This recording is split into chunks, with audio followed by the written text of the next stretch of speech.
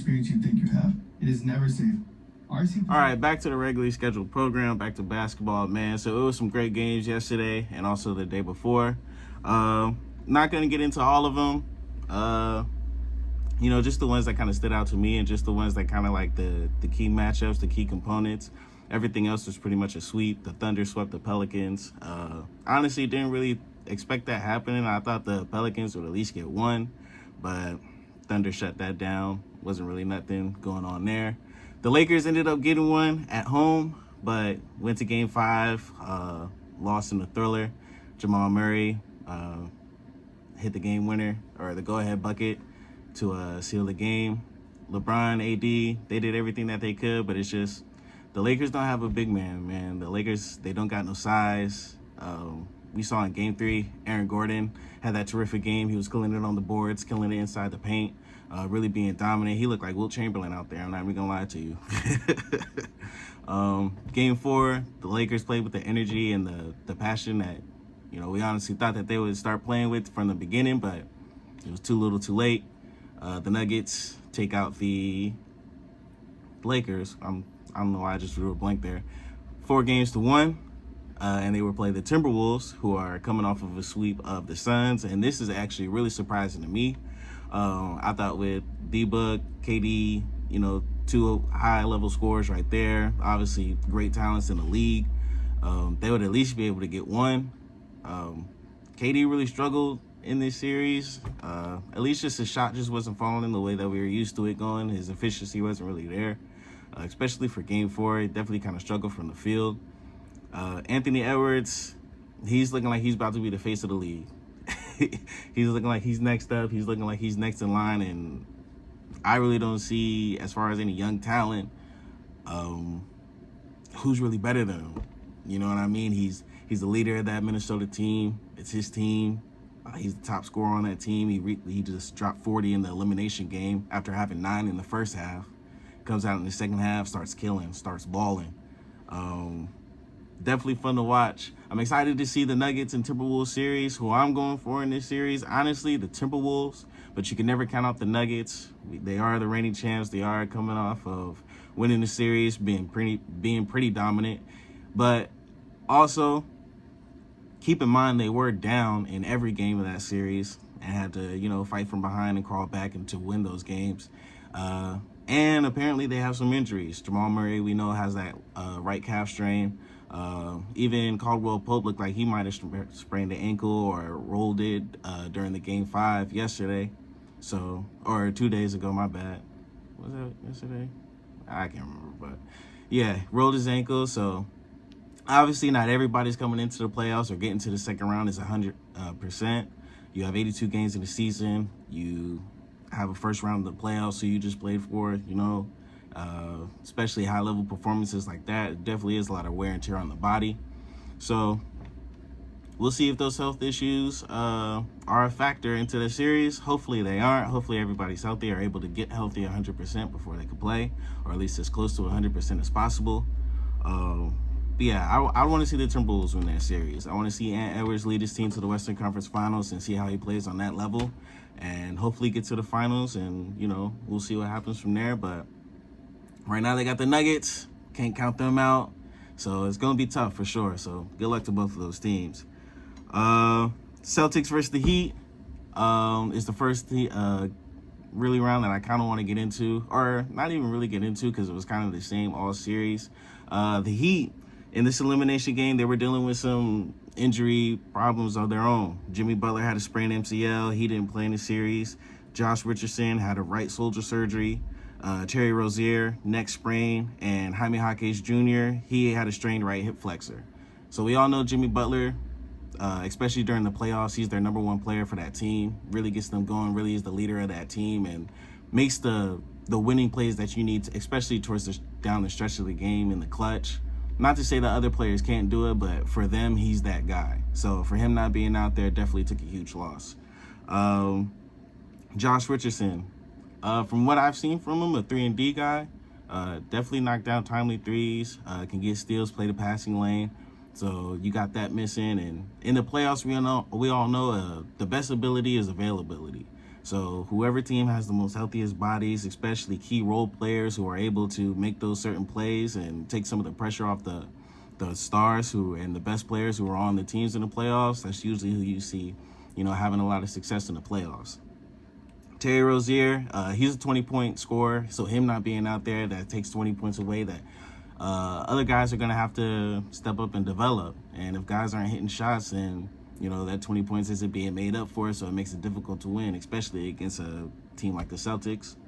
And Jaime Jaquez Jr., he's been one of the most talented rookies this season, an energy guy, and definitely you see his potential, and you definitely see him having a successful career in the NBA. Has a good in-between game, can knock down shots, get to the rim, get to the basket, athletic, can handle the ball, and definitely someone who I'm kind of excited to see next year how he develops and, what he's able to do for the Heat. Already talked about the Lakers, Nuggets, Mavs, Clippers. They played last night, and this game, hold on. Okay, this game, I was expecting the performance from Luka, but I wasn't expecting the Clippers to get blown out by 30 at home. Largest loss in Clippers playoff history. It was tough. It was tough to witness. Luka said during the press conference that he feels like he's letting down Kyrie. So I was expecting a big game from him, and he delivered. 35 points, 10 assists, 7 rebounds. Looked like he was having some knee problems as well. You see him on certain plays kind of grimacing and not really wanting to put any weight or pressure on that knee. But, like we said, everybody's not 100%, so you play through it. It was tough, man. He was really out there getting whatever he wanted, step back, drawing up plays for others. And you just see the Mavs as a team, their intensity and their energy definitely was something that we didn't see in the past 4 games. Playing the passing lane, picking up full court, and it seemed like after every Clippers miss, the Mavs are getting the rebound, sprinting up the floor, getting easy transition buckets. And they said something interesting during the game that the Clippers have the oldest team in the league by the average age of 29, and yeah, bro, that's old. that's old. So when you have young guys out there really running the floor, getting up and down from start to finish, you're gonna wear those guys out. You're gonna, legs are tired. You're not getting as much power on the shot, not getting as much lift on your shot towards the end of the game. So it makes it easier for, the other team who has a whole lot of energy to make those winning plays towards the end of the game that the team might need. Kyrie, even though he went 6 for 14 from the field, he still had a very impactful game. He was kind of like that other playmaker, still hit timely shots when he needed it.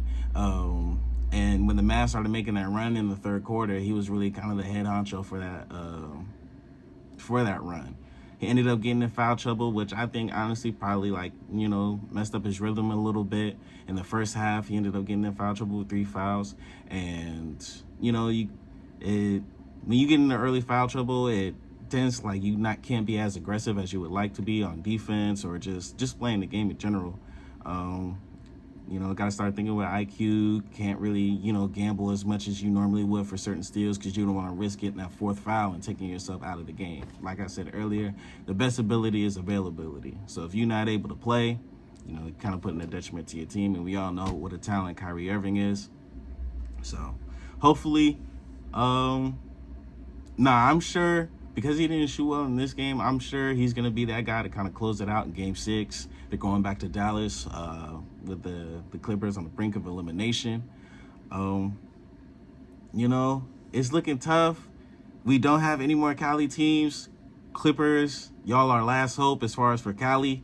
So y'all better do something, man. Y'all better do something. Y'all going into Dallas, really tough place to win. As you know, they got Luka, Kyrie, Derek Lively, Gafford, their big man. Those are 2 athletic bigs who are running the floor, getting rebounds, catching lobs, blocking shots, really just being a force in the interior. And to me, honestly, that's where everything starts. Whoever is really controlling the paint and honestly if you control the boards, you kind of are controlling the pace of the game. You know, the Mavs are getting rebounds and outletting it quick and getting up in transition and really catching lobs, you know, for Derrick Jones Jr., PJ Washington running the floor. You know, will the Clippers be able to keep up? I hope so, man, for Cali. I hope so. Bring it back to LA. Hopefully get it in 7. If not, it's looking like, what do we have? We have the Mavs versus the Thunder. Yeah. I'd be excited to see that. No lie. What else? Oh, the Bucks.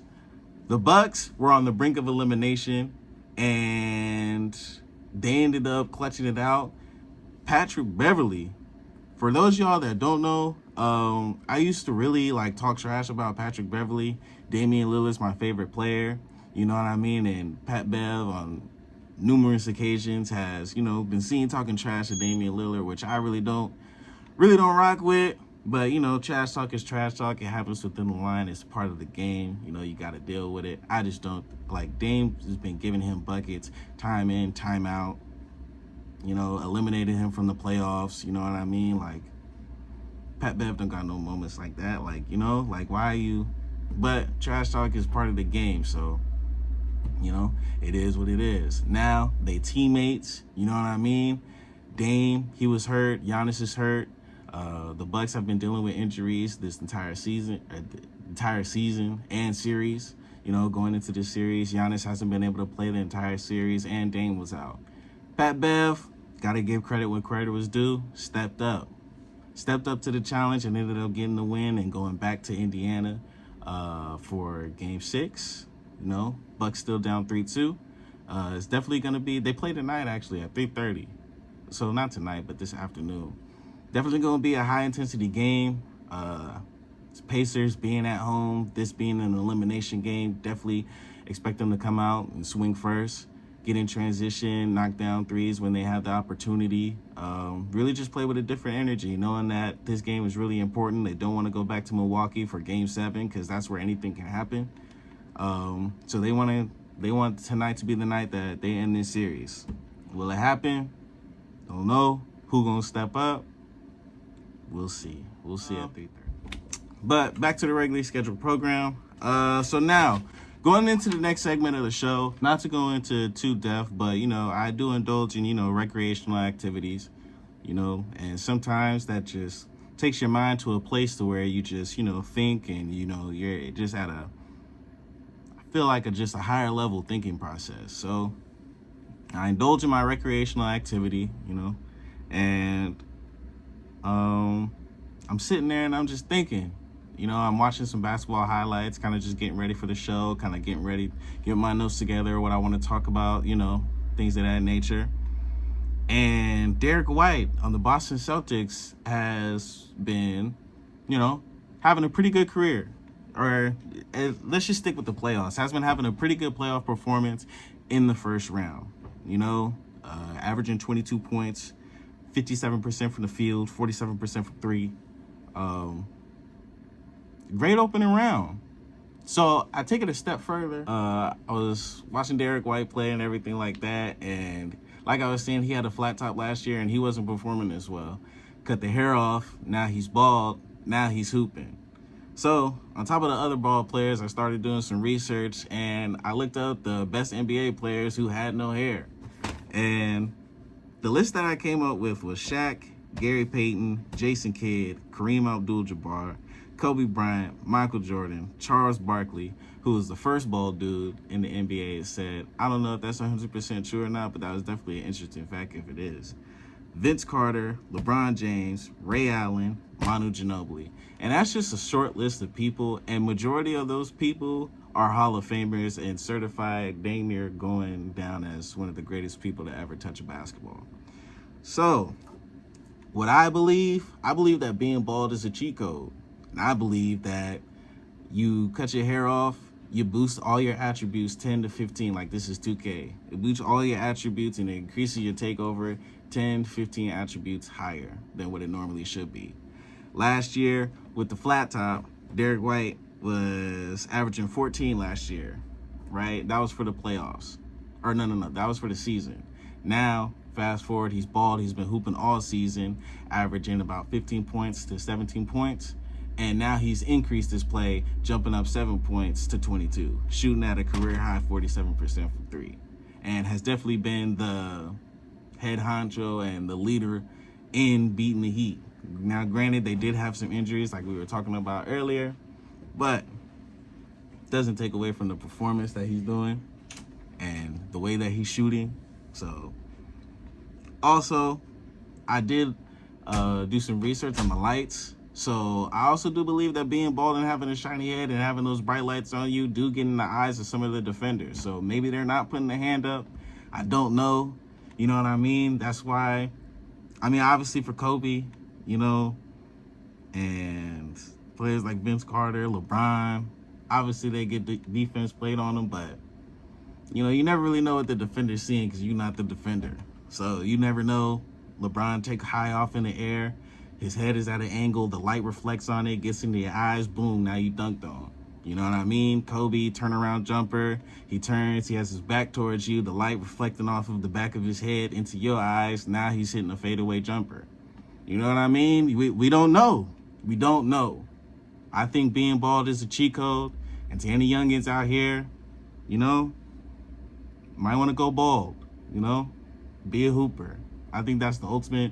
That's the final level of becoming the ultimate hooper. If Kyrie shaves his head, he probably won't. But if Kyrie goes bald, God help us. But that's gonna do it for the show. I appreciate y'all sticking with me through the technical difficulties. Big shout outs out again for Lay with Dave for calling the show. Yeah, stay tuned in next week, Thursday, 1 p.m., Weekly Mission Show hosted by your boy, DJ Mission. I hope everybody goes into the weekend, it being smooth. Yeah, have a good day, y'all. See y'all later.